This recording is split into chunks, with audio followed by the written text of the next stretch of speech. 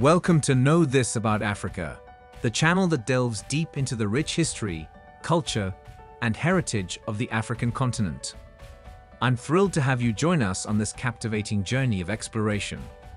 Don't forget to hit that like button, leave a comment, subscribe, and turn on the notification bell to stay updated with our latest videos. In this episode, we uncover a dark chapter in history where conquerors and colonizers took treasures from Africa back to their homelands.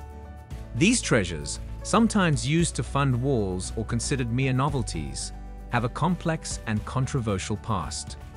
Unfortunately, many of these priceless objects were lost or destroyed over time, while others found their way from one owner to another, eventually ending up in museums.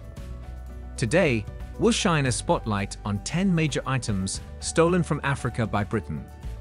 Each of these objects tells a unique story, offering a glimpse into the diverse cultures and remarkable artistry of the African continent. Despite the questionable methods through which they were acquired, these cultural treasures remain on display in foreign lands, hundreds and thousands of years after their thefts. Let's start with number 10, the Benin bronzes. These magnificent brass sculptures, proudly displayed in the Kingdom of Benin, modern-day Nigeria, dated back to the 13th century. However, during the Benin expedition of 1987, the British looted over 200 of these sculptures, with most finding a new home in the British Museum. It's deeply unjust that the locals now have to travel to London if they want to catch a glimpse of their own heritage. Next on our list is the iconic Rosetta Stone at number 9. This stone, inscribed with writing in 3 different Egyptian languages and dating back to 196 BC, played a crucial role in deciphering ancient Egyptian hieroglyphs. Napoleon Bonaparte acquired it from Egypt, but the British claimed it after defeating the French army in the early 1800s. Today, the Rosetta Stone remains a significant artifact housed in the British Museum, attracting visitors from around the globe. At number 8, we have the Magdala treasures. These precious artifacts, including an exquisite 18th century gold crown and a royal wedding dress, were seized from Ethiopia by the British Army in 1868. The raid on Magdala was a response to the deteriorating relations between the two powers and was met with great controversy. Nonetheless, these treasures were deposited at a museum in the UK, where they stand as symbols of the Ethiopian Orthodox Church's rich cultural heritage.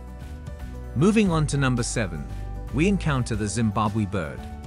This soapstone sculpture, depicting a fish eagle, served as Zimbabwe's main national emblem. Looted from the ruins of an ancient city, only 8 of these iconic birds were ever recovered. 7 of them were returned to Zimbabwe, while 1 remains in the possession of Cecil Rhodes, a British imperialist, now housed in a museum in Cape Town. It's a reminder of the ongoing debates surrounding the rightful ownership and repatriation of such artifacts. Now let's talk about the Great Star of Africa diamond at number 6. This dazzling gem, weighing approximately 530 carats, holds the title of the world's largest diamond. Mined in South Africa in 1905, it carries an estimated value of around $400 million. However, historians claim that the diamond was either stolen or looted by the British government during their reign as colonizers. Today, it resides in the Queen's scepter and was even seen during the coronation of King Charles Liu. Number 5 introduces us to the captivating Brass Head of Ife. Unearthed in Nigeria in 1938, this intricately crafted brass head challenges Western conceptions of African art. Created during the 14th or 15th centuries, the head displays remarkable naturalistic features and intricate detailing, showcasing the sophisticated craftsmanship of the time. It is believed to represent a king of the West African Kingdom of Ife. However, today, this extraordinary piece of African art and culture finds itself housed in a museum in Britain, far from its place of origin. Our journey continues to number 4, where we encounter the Terracottas. These remarkable terracotta sculptures hold great significance as the earliest known sculptures south of the Sahara.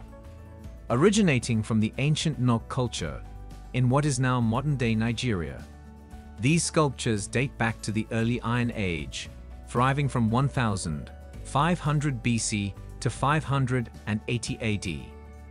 The Nok people were renowned for their artistic talent, creating terracotta figures depicting human heads with intricate hair designs. Sadly, due to erosion and the passage of time, many of these sculptures have been discovered in fragmented pieces. Nonetheless, they provide invaluable insights into the artistic legacy of the Nok civilization. At number 3, we encounter the Aiken Drum. This drum, originally made in West Africa, found its way to the colony of Virginia in North America. Today, it holds the distinction of being the oldest African-American object in the British Museum, serving as a powerful reminder of the transatlantic slave trade. This drum represents the interconnectedness of the 3 continents involved in the brutal history of the estimated 12 million people forcibly transported across the Atlantic Ocean. Number 2 introduces us to the Chiwara, a significant ritual object representing an antelope. Used by the Bambara ethnic group in Mali, the Chiwara masks, dances, and associated rituals primarily focus on agricultural practices and the transmission of social values to young members of the community. This extraordinary piece of cultural heritage now finds its home within the esteemed collection of the British Museum. Finally, we arrive at number 1, the Sakenka Statue. This 4,500-year-old limestone statue caused a tremendous uproar in 2016 when it left Britain for an unknown destination, which was later revealed to be America. British documents indicate that the British Museum of Northampton sold this ancient artifact to an undisclosed buyer in July 2014 for a staggering GBP 16 million. The sale of the statue triggered significant controversy, with campaigns from both Egyptian and British advocates against its sale. However, the buyer opted to keep their identity secret, as well as the exact location where the statue would be relocated, leaving many questions unanswered. As we explore these stolen African artifacts, it is crucial to acknowledge the historical context and the ongoing debates surrounding their rightful ownership and repatriation. Our mission at Know This About Africa is to shed light on these captivating stories, honor the cultural heritage of the African continent, and foster dialogue on the importance of preserving and returning these treasures to their rightful homes. Thank you for joining us on this eye-opening journey.